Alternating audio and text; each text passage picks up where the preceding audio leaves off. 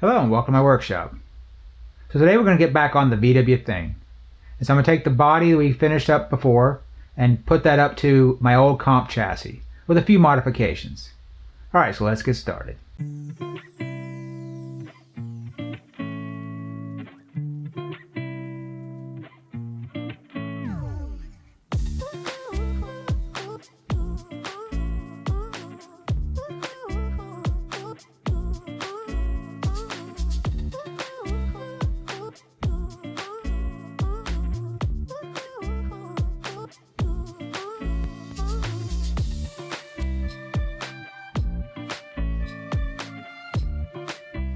So I'm starting out with some wheels, tires, and foams. The wheels are from wesmade and are some white, smooth steelies. These are 3-piece wheels and are so much easier to put together than the RC 4-drive wheels. The wheels get wrapped with Proline Class 0 Crawler TA tires and Crawler Innovation dual stage foams.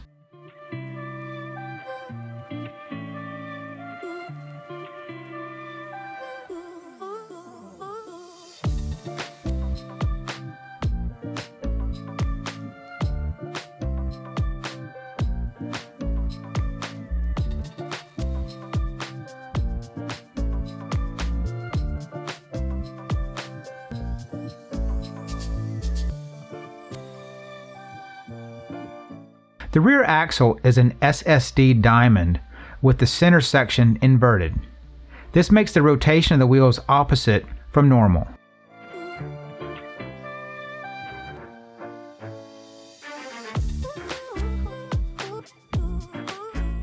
I'm using some JEC Racing leaf spring conversion adapters. I wanted aluminum, but they didn't have those in stock, so I had to go with the brass. To keep the project moving forward, I just went with them, but planning on swapping them out later.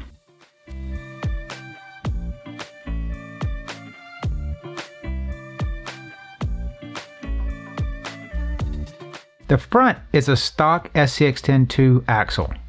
Both front and rear axles are recycled from my old comp truck.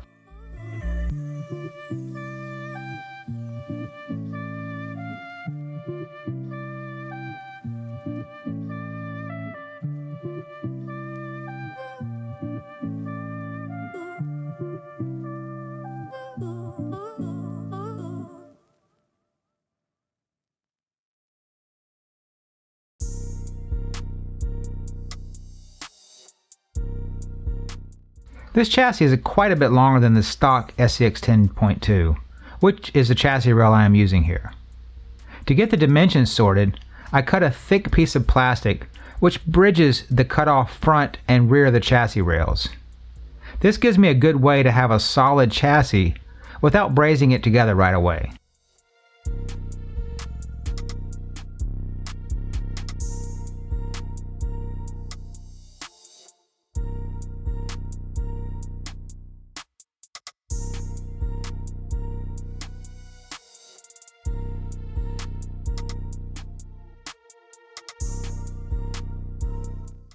The first step is just to get the axles mounted and get a feel for ride height and body clearance issues.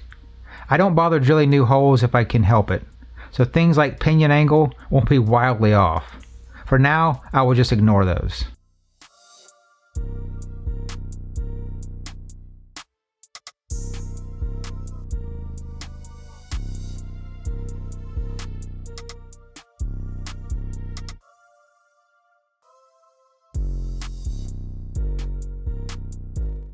With the chassis sitting on the tires, I need to start working on mounting the body. The front was a little tricky to figure out, so I started with the rear. Simple aluminum angle pieces were bolted to the chassis to match up to the underside of the body. Velcro will be placed on both pieces, so this needs to be part of the measurement when making the brackets.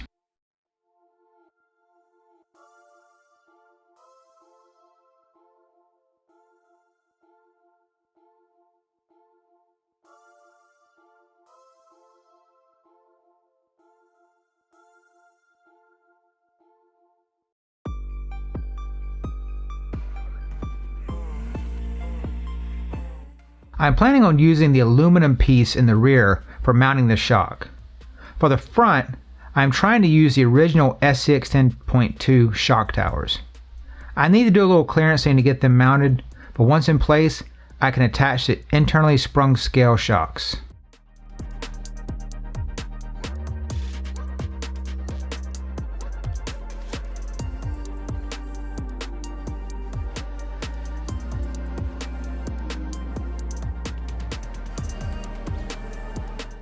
The Reese RC Raw 500 servo gets mounted to the stock servo mount.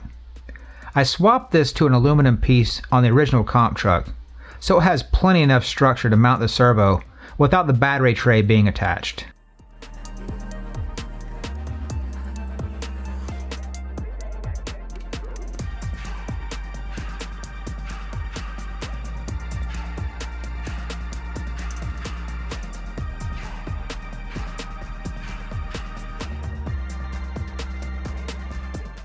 I start with some pretty short shocks in the rear, thinking this would be all I could get. However, the setup changes later, which allows for much longer shocks to be used. Regardless, at this point, I'm just trying to mount things and see what issues pop up as I go.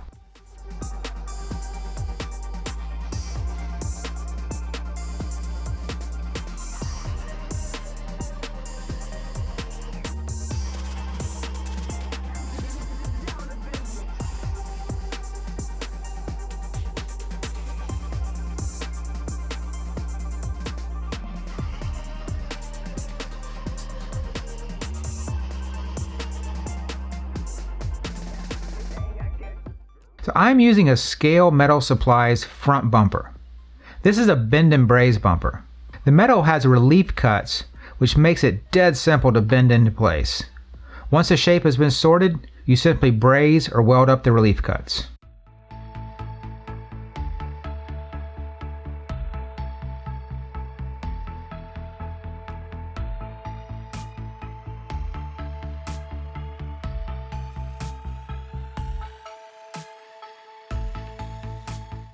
This is certainly a bumper I can and have built in the past. However, the speed at which you can finish these is a no-brainer to use the bumpers. I finished in minutes versus hours if I were to make this from scratch.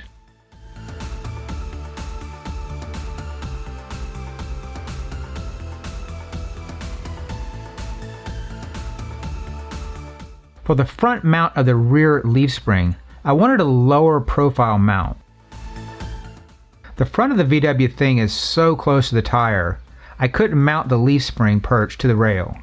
I had to make some relief cuts in the bumper and mount it there instead. So, the bumper gets an upper bracket which bolts into the chassis, and a lower perch which attaches the leaf spring.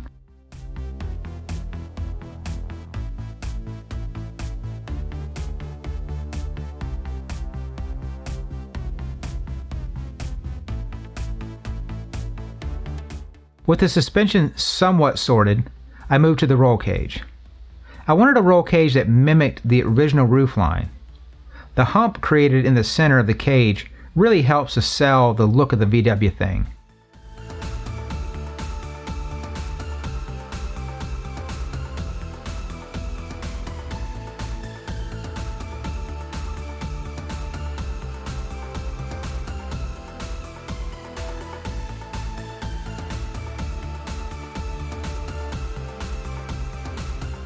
I'm using stainless steel capillary tubing and a vise mounted bender here.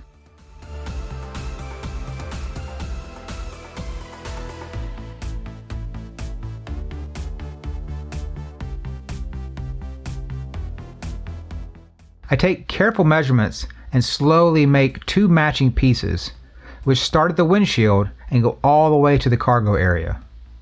The windshield side is brazed to a piece of brass C-channel, which can slip down over the top of the windshield. The rear is brazed to some Scale Metal Supplies tabs and then bolted to the body.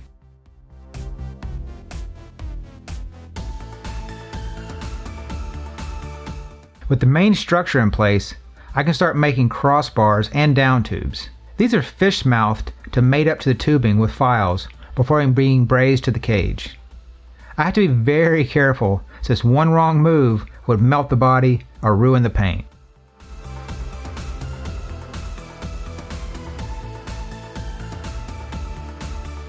I thought about making traditional running boards, but since I have aftermarket bumpers and a roll cage, I figured simple tube sliders would look the best.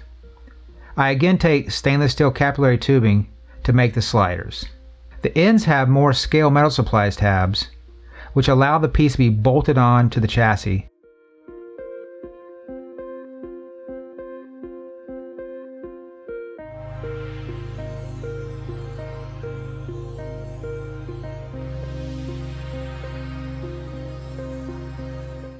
The center section was eventually replaced with chassis rail cutoffs after I confirmed the length was correct.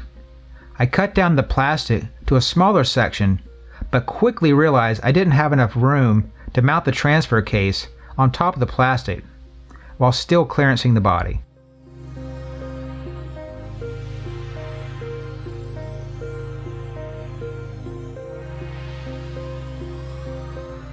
A good friend, Timmy, gave me this replica of a real flashlight. I found an old glass fuse holder and mounted that to the tunnel.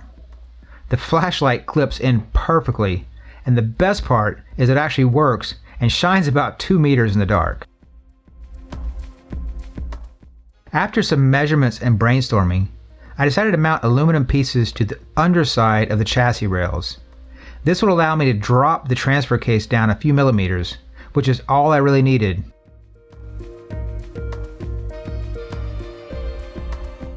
I mentioned earlier that the rear axle was going to drive in the opposite direction, and the reason is because I'm using a Boom Racing transfer case, which has it set up so that you can run the front and the rear axles in opposite directions to eliminate torque twist.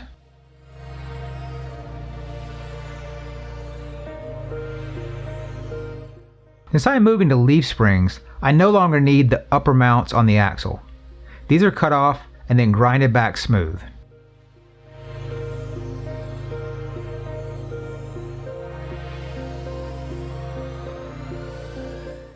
It took quite a bit of trial and error with suspension and pinion angles to get to this point. Finally, I can clean up my old MIP drive shafts and get them installed. Luckily, I had enough travel, I didn't need to order longer ones.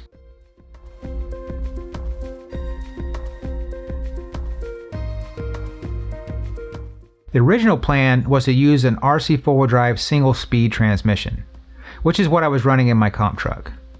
Pretty early on I realized there was no way to use this and keep the large interior intact. I also had a 5-to-1 planetary gearbox in my spare bins. I suspected that it might be a little slow paired with the Hobbywing Fusion 2-in-1 1800 kV motor, but I wanted to give it a try. To get the gearbox mounted, some thick metal was first cut down.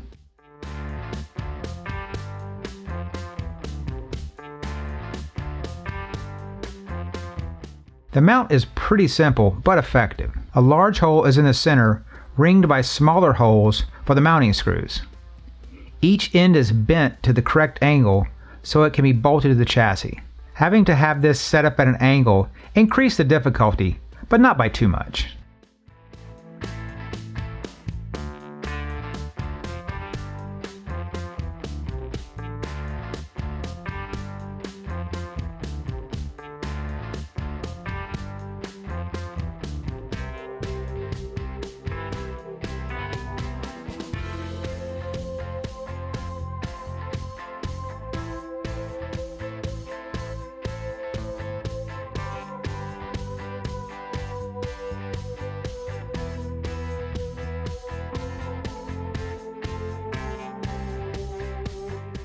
The rear of the body sits firmly on the mount, and the side rests on the sliders. The front doesn't need a lot of structure, but simply needs to be held down in place.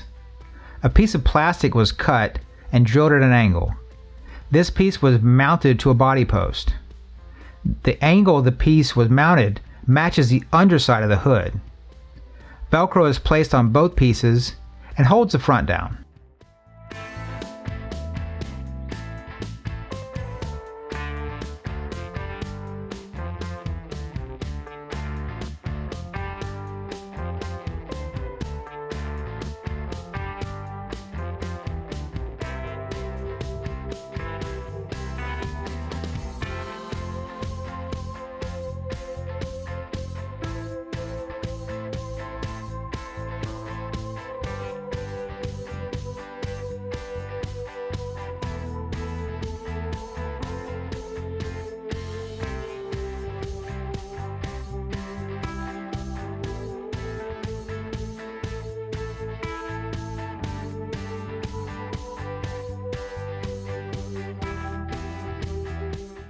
I was a little nervous about Woody hanging out in the sun, so I figured a bikini top was what was needed.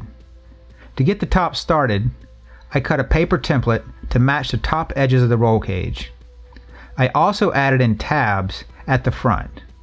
These will have Velcro attached so they can wrap under the tubing and hold it in place.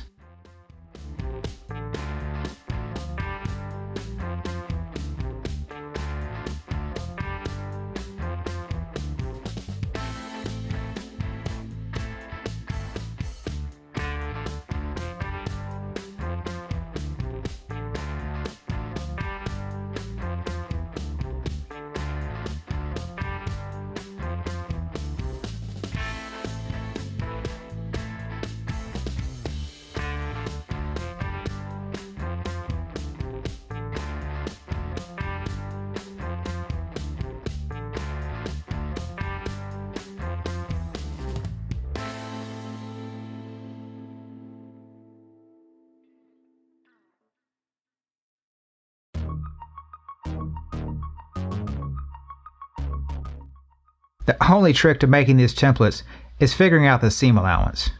I just gave like a 5mm seam allowance to keep things small and somewhat scale in appearance.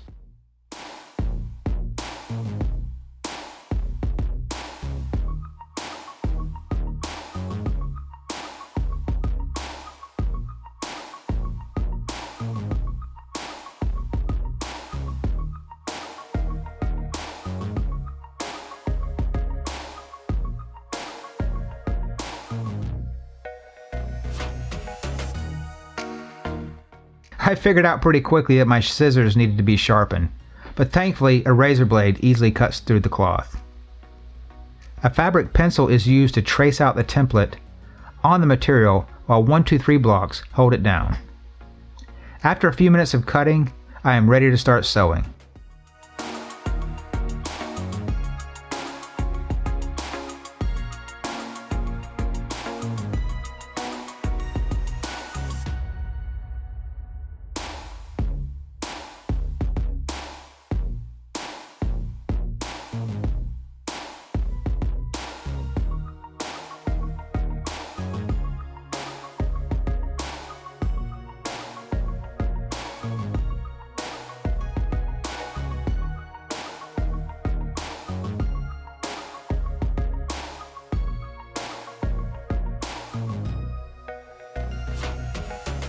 This is my first attempt trying these clips. I got the idea of replacing push pins with these clips from Adam Savage. It takes a little getting used to, but overall I am very happy with the clips. You need to stop the machine a little earlier since the foot cannot go over the clip like it can a push pin.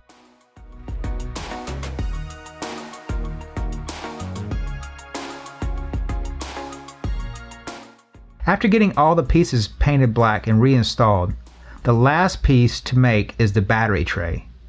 I cut a 2.5-inch aluminum angle piece down and bent it to shape. The large plastic brace was removed and replaced by a smaller one moved forward.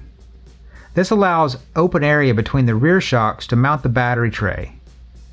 The rear is bent over just to block the battery from being seen from behind. Once the rear bumper is mounted, the entire rear section will be plenty strong.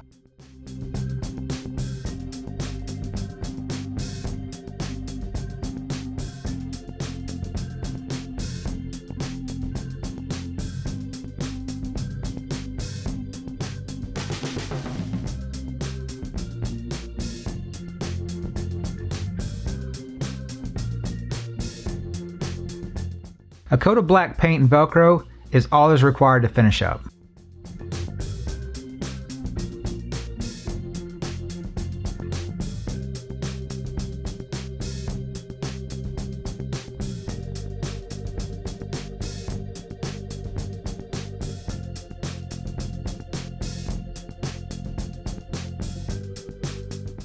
This has been a pretty challenging project.